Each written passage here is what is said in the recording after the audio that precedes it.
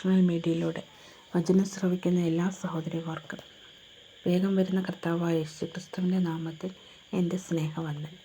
ഇന്നത്തെ വചനചിന്തയ്ക്കായി ഒരു വേദഭാഗം വായിക്കാം. ഫിലിപ്പിയർക്കെഴുതിയ ലേഖനം 4-ാം അധ്യായം 6-ാം വാക്യം. ഒന്നിനെക്കുറിച്ചും വിചാരപ്പെടരുത്, എല്ലാറ്റിനും പ്രാർത്ഥനയാലും അപേക്ഷയാലും നിങ്ങളുടെ ആവശ്യങ്ങൾ സ്തോത്രത്തോടുകൂടെ ദൈവത്തോട് അറിയിക്കുകയത്രേ വേണ്ടത്. ഒരു ദൈവപൈതൽ ചെയ്യരുതാത്ത കാര്യങ്ങൾ എന്തെല്ലാമാണ് എന്ന് ചോദിച്ചാൽ, കൊല ചെയ്യരുത്, വ്യഭിചാരം ചെയ്യരുത്, കള്ളം പറയരുത്, ഇങ്ങനെ പല കാര്യങ്ങളും നാം പറയാറുണ്ട്. അതിനോടുകൂടെ നാം ചേർത്ത് പഠിക്കേണ്ട ഒരു വചനമാണ് വിചാരപ്പെടരുത്. നമ്മുടെ ഈ ലോക ജീവിതത്തിൽ വിചാരപ്പെടുവാനുള്ള അനേക വിഷയങ്ങളുണ്ട്. എനിക്ക് വിചാരപ്പെടുവാൻ ഒന്നുമില്ല എന്ന് ആർക്കെങ്കിലും പറയുവാൻ സാധിക്കുമോ? എന്താണ് വിചാരപ്പെടുക എന്നത്?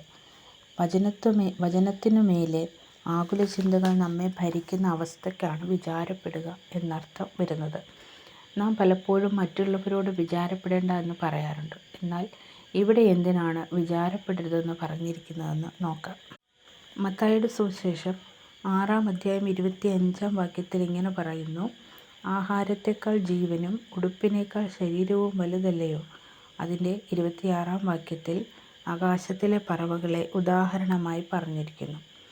തങ്ങളുടെ ആഹാരത്തിൻ്റെ ആകുല ചിന്തകളൊന്നുമില്ലാതെ ജീവിക്കുന്ന അവകളെ ദൈവം പോറ്റി പുലർത്തുന്നു. അവകളെക്കാട്ടിലും നാം ഏറ്റവും വിശേഷപ്പെട്ടവരാണെന്ന് കർത്താവ് നമ്മെ ഓർമ്മിപ്പിക്കുകയാണ്.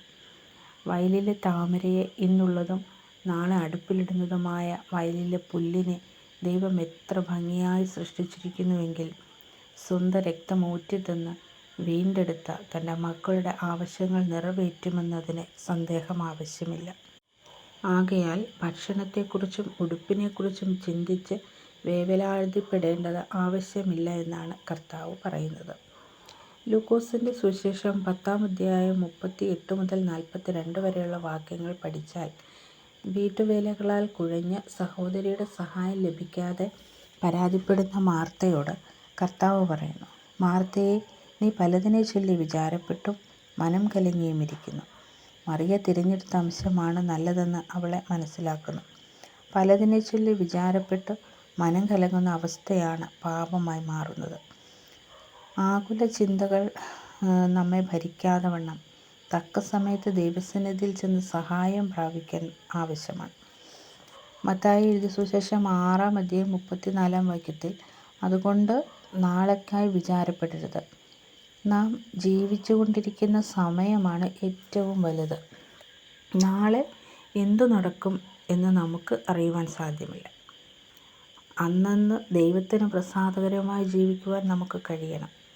നാളെ ഓർത്ത് വ്യാകുലപ്പെടുകയും കലങ്ങുകയും ചെയ്യേണ്ട ആവശ്യമില്ല എന്നാണ് ദൈവവചനം നമ്മെ പഠിപ്പിക്കുന്നത്.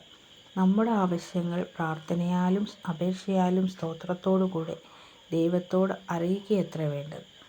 ഈ ലോകത്തിൽ ഒരപ്പന് തൻ്റെ മക്കളുടെ ആവശ്യങ്ങൾ അറിഞ്ഞ് പോറ്റിപ്പുലർത്തുവാൻ കഴിയുമെങ്കിൽ, സകലവും അറിയുന്ന സ്വർഗസ്ഥനായ പിതാവ് ഇതിനും മേലായി തൻ്റെ മക്കളുടെ ആവശ്യം അറിയുന്നുവെന്ന് കർത്താവ് നമ്മെ പഠിപ്പിക്കുന്നു.